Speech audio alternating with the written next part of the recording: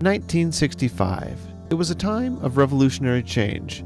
Music, dress styles, the fight for civil rights, the Vietnam War, a counterculture, social change. It was a pivotal time in the history of the United States as President Lyndon Johnson implemented many of the social reforms of President John Kennedy as he proposed to help eliminate poverty and racial injustice. It was a time in our history where we really recognized that communities that were living on the margin needed to be brought into the mainstream of America, and that included elder Americans. And of course the act built on, the first time we ever did anything for seniors in this country was Social Security in the 1930s during the Great Depression. We as a society started to ask the question, what is our role vis-a-vis older adults in our community? And so the beginnings of these programs really emerged after, I think, awareness came about through Social Security and Medicare that there's a frail population out there, a population who's living independently but needs some support. And those supports could be provided either by family members, neighbors, or perhaps some kind of social service providers in the community. So I think there was a growing awareness, along with the growing longevity of the population and then the general growth of the population.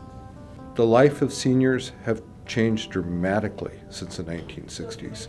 I was 10, my grandparents were older, well, they were my grandparents. The lives they experience and the lives that older Americans experience today is very, very different. And it's been for the better, whether it's been in how folks live, where they live, the type of activities they're able to be involved in. It has truly brought people who tended to be marginalized as they aged into the mainstream and the life of America, and certainly into the life of Seattle. The Older Americans Act was passed at a time very different from today. It was different from today in several ways. First of all, there were more economic resources. It was a great society time period. There was tremendous social consciousness about the needs of vulnerable populations.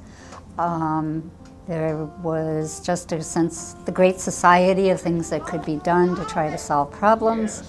And in terms of the historical perspective, it's often referred to as a time period of compassionate ageism. Older adults were seen as deserving. Of course, there had been the Social Security Act in 1935 as the first major piece of legislation.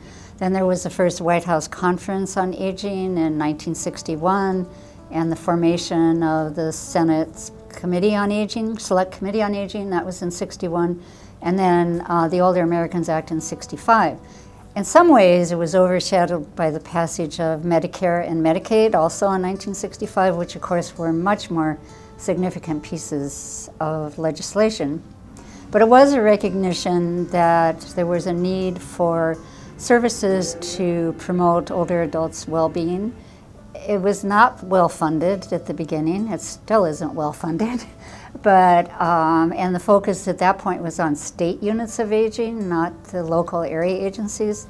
But again, it was a context in which people thought the resources were there to address problems, and older adults were seen as a population that needed extra attention and supports. Again, people weren't living as long as they are today, so at the time the Older Americans Act was passed, I don't think there was really any sense of what life expectancy would be like now. This was way back in the beginning, just when the nutrition sites were set up. The Older Americans Act had just gotten off the ground, and so the nutrition sites were in churches, and so people like me were sent out to try to get people from the community to participate in these nutrition sites. And then it began to grow, after all of the, I think in those days there were 10 or 11 nutrition sites, I could be wrong. And they, as I say, were in churches, and it was a part-time job, it wasn't a full-time at that point. And when they found me an office, one time I had an office in a senior center, another time I had an office in a church. And then as people started coming and people started really creating community in those nutrition sites, their needs became more obvious. So it was obvious, well, we need to know more about how to meet people's financial needs, how to meet their emotional needs. What are they going to do when they can't get here? So it began to grow, and that's, that was the beginnings of the training and the whole administration looking at, well, where is this going to go? Then in 1969, a 34-year-old Wes Ullman was elected mayor of Seattle, the youngest mayor ever elected by the city. From Election Day on, Mayor Ullman faced racial tensions, anti-war demonstrations, a police scandal, the Boeing bus of 1970, and he overhauled the bureaucracy and encouraged citizen participation. Well, when I first was elected, one of the first calls I got after I was elected mayor was from the CEO of the Boeing company, who told me that the Boeing company was in deep trouble and that they were going to be laying off a massive number of people. The Great Boeing Recession, we called it then. About 60-some thousand people were laid off nationally by the Boeing company. So we didn't have any money. And we were laying off cops and firemen and the rest. So people said we shouldn't be able to do anything for the elderly. Well, we had to, because as we looked down the road, as I say, we had just a few, just less than 10% people in the city were older, over 65. I could see the boomers coming. They were down the road. And we had to start paying attention to start doing something about it. But we didn't have very much money to do it with. So we undertook a whole number of initiatives. We formed the division. We formed the mayor's office on aging, which was kind of the public face of aging services. Political, yes, but also well-intended. We formed a whole host of other programs. The SPICE program, where we got the older people to come into the schools for lunch, and then tried to get them together so that both the young and the old benefited from that kind of relationship. But it was important for us to realize that here are those folks who had medical issues, particularly housing issues, that we needed to start to recognize and we needed to start to deal with. Services were fragmented all over the place in terms of the various discount programs and so forth, so we wanted to create a one-stop shopping concept. Chicago had a mayor's office for senior citizens, and Ken Cameron, who really ran so much of the division at that time, thought we ought to name this the mayor's office for senior citizens, this new service place. And Wes Ullman, who was the mayor at that time, was very, very focused on older adults. He used to say, my number one priority is senior citizens. So it made a lot of sense for him in terms of what he was trying to do, and it made a lot of sense for us in terms of creating a single point that people could come, get various discount cards, the Metro cards and so forth, to have one place to go rather than try to figure it out on their own. I was not the first director. I believe I was the second director. By that time, the office was administering discounts on utilities for low-income seniors, water, sewer, garbage, city light. So when I came in, I created a whole bunch of public programs to involve the community and help where it was needed. It was fun. I loved it. I had a wonderful staff, and we had Mark Stenshager was my immediate boss initially, and he was a wonderful boss and just gave me free rein. Division on Aging, they got the money from the federal government. They did the planning, the process stuff. We did the community outreach. I think, from my recollection, to feel valued. And I think that's still true.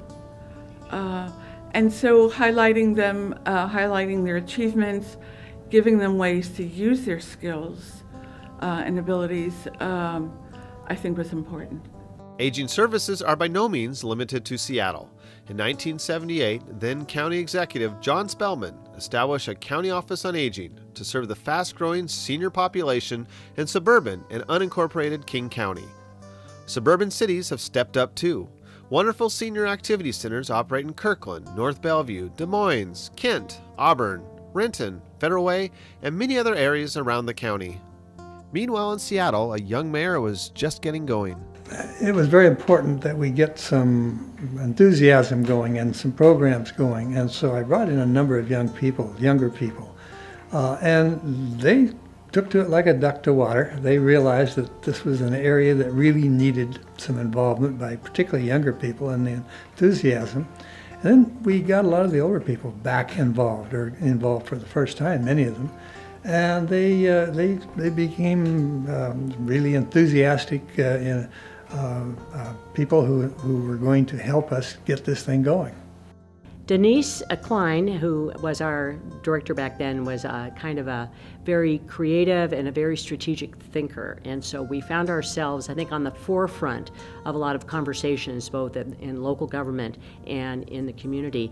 And they developed an interlocal agreement with two other partners, King County and United Way. And so there was a three-way policy partnership that was set up shortly before I got there. Our model, which we have three sponsors, United Way of King County, the City of Seattle, and King County government, is very unique. I think we're the only agency like that in the country. But in 1973, money was added to it, and the City of Seattle was designated to be the agency that received the money. Then the year I was hired, and the reason I was hired, the Senior Citizen Services Act was passed. And that added a bunch of state money into purchase services for older people. So I came in and wrote the first healthcare contracts using those state funds. And so we had lots of conversations with our partners trying to figure out what their role was, what our role was, how we could really serve the entire county, which was growing and then predicted to grow kind of exponentially as the boomers began to retire. So the vibe was really, let's get our cards together, let's get our act together, because we know that second act coming along is going to bring a real explosion of interest and need. With the services and fundings established, there was an effort to find new ways in which to help seniors. The base programs, as they started out, are pretty kind of obvious. You need an information network. You need to be able to, one call tells all. How do you get information to people about these opportunities, most of them new? And the nutrition, whether Meals on Wheels or in kind of a group setting, those were two very basic programs that we started out with, and then tried to work with the community to develop senior centers or senior activity places where they could be delivered. Beyond that then, as the network started to look around, the issues around the older adult who really needed extra help, not just the meal or the phone call, but a little extra help to stay at home. Maybe it's a little chore, somebody to check in. That kind of service started to be talked about because we were seeing more older adults sort of heading towards nursing homes because that seemed to be the only option. And so a very exciting time happened in this state in the late 80s and early 90s to develop more in-home options. And these options primarily were funded by the Medicaid program. And Washington State's one of the top states in this country who has a very robust Medicaid-funded program of in-home services for older adults. I think the people at the state saw that, the population was aging, and with aging came complex medical issues, and then that would have a huge impact on nursing home costs. And that was not necessarily the way that the state of Washington wanted to go. Some things were happening very positively. You had a lot of housing development in Seattle. A lot of resources were coming into play, but still, having enough available, particularly for the low income, and getting information out to people to let people know what was available was very important.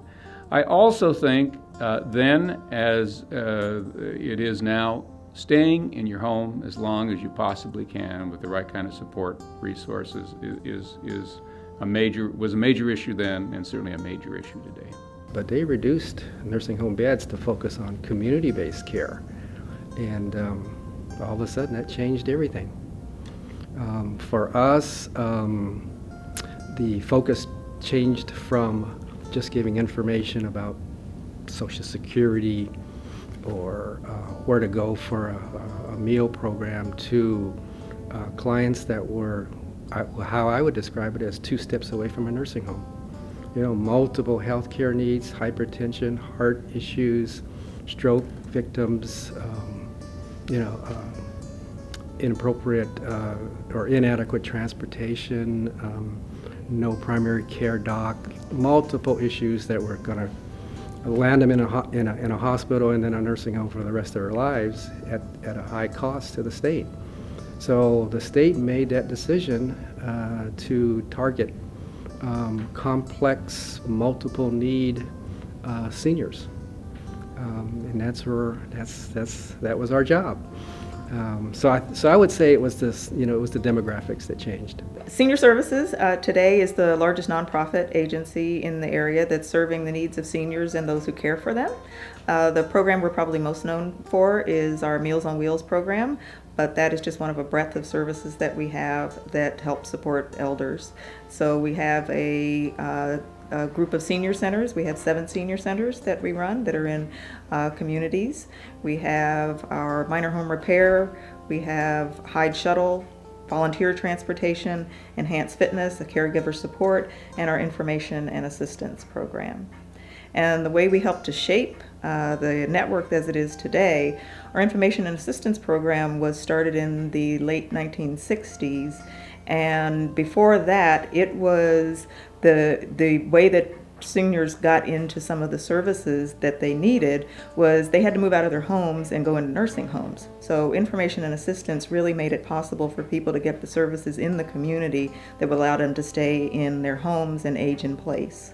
It's not with aging sending people for a place to die. It's a place to live. And the more that environment is such that you can express yourself and still live, the longer you'll live. And I think that's what you're really looking at. And having people who understand that nuance is really important. We're providing services for seniors, but they were for the more highly functional seniors. When we were all scattered all over the county, it was just people that could come into the centers. They were all, the staff were in the senior centers, and clients came to the center. Where we came in-house in the City of Seattle Human Services Department, we brought all the case managers in-house, and then the focus began to focus on the frail elders. And so we went to their homes rather than having the clients come to us. And that was the interesting part, because these were people that really didn't call and ask for anything. Somebody had to refer them. And so staff were more engaged over time with a person, trying to make sure that they were safe and they were able to stay in their homes as long as possible. I think it's important because I think that people don't give up when they're in their own home. Their neighbors pop in to see them. They've got everything around them reminding them of their life before they became fragile.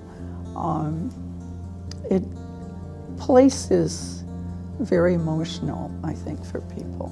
I think, even younger people get an attachment to place. So my job was really to connect them to the services that would keep them there in the home. It's actually less expensive. As the agency's ability to connect people to services increased and improved, the focus started to shift to try and reach people that were not being served by the programs currently, an effort to make the program be more culturally competent. There was a large influx starting to happen as far as what that aging population looked like in King County. In the 80s, it was a large presence of Southeast Asian seniors. And then in the 90s, you saw a huge influx of Russian Ukraine. And then in the 2000s, you're talking about East African populations, Somali, Ethiopians, others. And King County, being probably the most diverse county in the nation, from what I heard, had to come up with a service delivery model to meet that need. So that's where the factors all kind of came into play there. Well, we made a distinct effort to try to meet the needs of people of color, and we have a large Asian population here. So we stepped up and made a real effort. For example, one of the senior citizen high-rise facilities, housing facilities, is in the heart of the central area. And another one is in the heart of what was then called Chinatown, now it's International District. These were set up to try to deal with those individual and very important parts of our city society.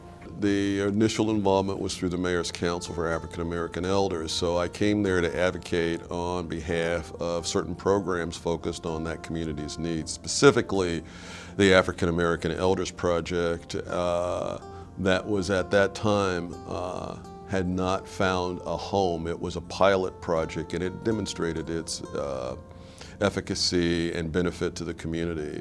And so I wanted to make sure that program continued to grow and had a solid funding basis, and found a home in an organization that could promote it, and that was Catholic Community Services. So that was my initial advocacy engagement with ADS.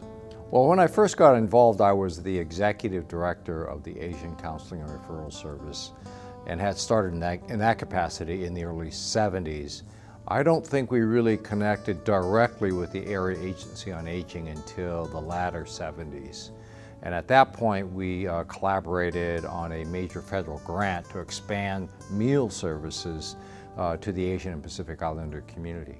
At that time, it was a real fight to get the establishment to recognize the needs of different minority groups, and in particular, the one I was working with were the Asian and Pacific Islanders, people from Samoa, people from Vietnam, Cambodia, Laos, the Philippines, Korea, Japan, China, and so forth. We're really not accessing the services that they were entitled to. So through this collaborative grant with the Area Agency, ACRS and the Area Agency put together, I think, a very creative program to reach out and provide services that were ethnically specific, culturally specific to those different groups. So we, well, with case management, which is our largest program, we serve about 10,000 people a month. And so we hire staff who speak the languages and are from the cultures that represent our clients. And probably about half of our clients speak languages other than English. And so, again, the challenge there is to be able to hire the staff, to train the staff, and then and with so many diverse cultures is finding enough staff to represent all the cultures. So we've been somewhat successful in hiring staff from different cultures and who can speak different languages. But the immigrant and refugee population is still growing. There's new emerging populations, so then there's a new challenge and a new language that we're not familiar with, or a new culture we're not familiar with. So it's another learning curve to then, kind of figure out how to provide services appropriately to that culture. A lot of African American clients were not getting services that they too were eligible for and that they were deserving of. And so there was a movement within the division that to look at those populations based on the allocations of funds and so forth. And I'm really proud to say that with our people that I worked with, Karen Winston is one particular person. She and I worked very closely together, looking at the needs of these people that were not being met. And it started kind of a movement within the division, where we actually went to our boss and talked about, we had to come up with a plan about these individuals. They too need to have some services. All the other programs, all of the services around the county, which other populations, other people of color, were their populations where their leaders were actually coming to the city asking for funds for their particular groups. And there were not many folks asking for African Americans. And so Karen and another colleague in our department, they actually were had been assigned to look into having a forum looking at the needs of people of color. And they saw, I was one of those individuals who came to that forum, that in fact at that forum only about 3 or 4 African American leaders showed up. And we really saw that there was a lack of focus on the African American community, along with the African American leadership itself didn't realize that they needed to focus on these frail people. So it started a whole new continuum of care where we started looking at the folks. And then we came up with a plan, as I said before, and took it to our director, and then it actually ended up at the mayor's office. The department really supported the efforts that we were trying to make. And as I recall that first year, we were told that, oh, you're going to serve about 50 people. And that you can't serve people that's got to be unduplicated. So we understood that if they were already receiving services from other providers, we were not to serve those clients. However, that was in July, I think July, and by the end of the year, we had close to 200 people that we had found that were in the community, in the Central District and some in the Southeast District, that had not been receiving services from anybody. Frail, older African Americans who had been here for many years. And they were in dire need of some real comprehensive kinds of services, so they too could stay in their homes. And so that began the whole process of working and calling this program the African American Elders Project at that time. It wasn't a program then.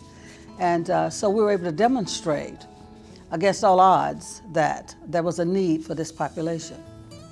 For me, that growth happened as with the support of the ADS Advisory Council, because the council, I think, recognized, in fact, I'm sure it did, it was articulate about the need for expanding access as the diversity of seniors in King County broadened. And so it was a timely engagement in that people were conscious of the need to be more inclusive of various populations. It's kind of going through this sort of process where you have in the beginning your kind of lighter touch social programs, then we got into the in-home visiting and the Medicaid and the case management. That brought real strength to our clients, but it also brought strength to our agency. When we saw ourselves as the provider of those services, we understood our role in sort of that small H health. We had more nurses involved in our staff. We got involved nationally and at a statewide level because there were policies and programs to develop. And so it boosted us into another level of functioning and created kind of a platform for us then to launch into more of the family caregiver and some of the more recent programs. So there's an evolution that goes on, and if you look at states that don't have a program like ours, the area agency that's involved in the long-term care world, those agencies are very small and almost more like a senior center with a few programs, whereas our agency has always been very much involved in policy, public policy, and broader, countywide and statewide efforts to try to build the system for older adults so that it works for them in their late life. I think we serve about 40,000 people a year, so that's an unduplicated number. So that in case management, you're serving the same people every month, so there's a lot of duplication in your count there. But we have, between home delivered meals and the meals that are provided in the senior centers and case management and health promotion type of activities, so we serve about 40,000 people a year. So it requires we have a very large provider network. We contract with many agencies. The needs constantly change. The needs of one day or 1 year are quite different. The needs of one set of senior citizens are quite different from those of 10 years later. So it's constantly evolving, constantly changing, and constantly trying to step up and take care of the newer needs. I think that what's really interesting as the generations age is how their needs change too. I think that there will be a lot more emphasis with regard to boomers on wellness, exercise, healthy aging, rather than waiting for someone to become frail or to become dependent. We want to be sure that people as they age engage in exercise and healthy wellness programs to ensure that they can live a very long and productive and happy lives. I think what's happened is, instead of putting seniors on a shelf or in a corner, we realize, and partly this has to do with improving health and improving diets over the generations, that seniors can be very active. They can be elected officials. They can continue to work longer. They can be major contributors to their community once they choose to retire. We have the former Secretary of State, who is at the higher end of the baby boomer generation, looking to run for president of the United States. That's how our world is changing. So I think we are starting to redefine what it means to be old and what it means to be a senior. At some point in the future, we're going to be about a quarter of the population, but I don't know whether there's going to be the political will to come up with the money to make it possible to do things like that. I don't see us at this point as being the most important demographic out there. I think people are concerned about children and education. And I don't want to pit one group against another, but I think that for the most part, politicians, although they've been given the information, have trouble understanding it or planning for it. They're not planning. I think it's going to hit, and they're not going to know what to do with this huge group of older people. So the array of services continue to grow and shift as the needs of the aging populations change. The great thing is the system is flexible to meet the needs of each new generation. When the Older Americans Act was passed, it's pretty clear if you study it that what was more important than the provision of services was the creation of a system that would support people as they aged, that would have a service component but would have other kinds of things. And what happened is we got kind of focused on the services and not so much on the other things. And now we're kind of returning to some of the other things which have mostly to do with community development. If we're not going to have enough money from the public sector to support all of those boomers in the way that we've been able to support the pre-boomer generation, we ourselves are going to have to do more. You and I, our neighborhoods are going to have to be more friendly to people physically, and ADS is in the forefront of looking at how to have livable cities and elder-friendly communities so that you don't just have to think about services and how to provide them. We have a lot of changing communities, so they're figuring out how do we have different kinds of food, how do we have different kinds of activities that are going to draw in the wonderfully diverse communities that we have here in Seattle. Again, some of the communities now have those baby boomers that are starting to kind of walk past the senior center and look in, is that a place for me? So we have to make sure that we have things that not just the 70, 80, 90-year-olds are going to want to do in a senior center, but what is going to bring in that 55, 60-year-old person. So we have to think about those kinds of activities. Some of the fun things that we do in a couple of our senior centers, we've really engaged the LGBT population really well. We have Rainbow Bingo, which is one of the hottest fundraisers and just fun events that some of those do. So reaching out into those different communities that you wouldn't necessarily associate with a senior center. In 2005, we were doing our $3 million capital campaign to expand this area, our facility, and we noticed that there was really nothing that we were doing that was capturing the gay community in West Seattle. We have a very large community of gay in West Seattle, the LGBT community. So we just had to put a committee together, and we just decided that we would start a Rainbow Bingo. That was in 2005. For the last year, we've been sold out every one of our games, and we do 8 a year.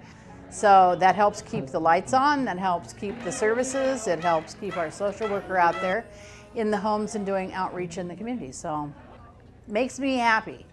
And she always asks who is new to the show, and about at least half raise their hands that they're new to the program. So it's word of mouth, and it keeps growing. We've had to cut it off the last 4 or 5 times. We've heard the history of where senior services started. We've seen some of the current offerings in King County, but where does the future lie for senior services? We are learning every day, and we know how to keep people home and safe. We know how to pay their providers and figure out the right set of services. We know how to work with their families to get them supported as best they can. But I think what we're looking to is how do we work with the older adult, him or herself, to be as active as possible and kind of forestall some of the later life health issues. And so a very exciting area is the area of health promotion for older adults. And our agency, along with others, have been in the forefront, both locally and nationally, in designing some new programs for that. You used to think 40 was old, and well, then 60 was old. And now, 80 is the new 60. People can build muscle mass, people can regain balance, people can live and be fit into late life. You don't need to be a weightlifter, but you certainly can be physically active in safe ways. And it's great for your mental health, it's great for your physical health. And we're learning now that this is an area that you can do no wrong. You just need to open the doors and design programs that will engage people in taking ownership of their own health in real positive ways. Healthy lifestyle, adequate finances, and social supports. And social supports are critical. In some ways, that's probably the most important component for well-being in old age, is having social supports. Diet, food, exercise, a lot of those things now in programs, people are learning what they need to do more so than what they had before. And I don't think that people should be forgotten as they become older. They are fully members of our community, and we need to ensure that they can fully participate in our community. So everyone should be respected and assisted if there is assistance needed, regardless of the age, whether they're children, teenagers, or senior citizens. And sometimes I do feel that seniors are perhaps ignored or less thought of in our community because they can become a little bit more isolated, and I want to ensure that that does not happen. Everyone is entitled to a homemaker service or a chore service or to utilize transportation, but we have to make sure we're getting it to the populations that need it the most. This is my 73rd year, and I'm still pushing. And as long as I have breath, I'll be pushing for older people to make sure that we don't forget about them. They didn't forget about us way back. They took care of us, took care of the community. And so that's a right that the community take care of them. The community, meaning political systems, all take care of their elders, whoever they are, that they get taken care of until they can't take care of themselves anymore. But don't leave them hanging. I think that's cruel. I think what it is that you've got to make people feel that they can have fun in their older age and that they don't have to just kind of sit there. You can stimulate, you can use our elders in ways that we probably never thought before, but now you can. So these are assets in our community. We have to think of elders as assets and not as a burden. I am very proud to live in a city that's starting in the 70s, stepped up and started offering these services and developing the programs for seniors. And that has only grown over time. And you know, over many mayors and many council members, we should be proud of the leadership we have. We have a challenge though, in that the aging population is growing exponentially. And we have to offer that same level of leadership for the services that the city has offered through its office on seniors and aging. We have to offer that next level of leadership to be sure that we can meet the need that's about to hit us.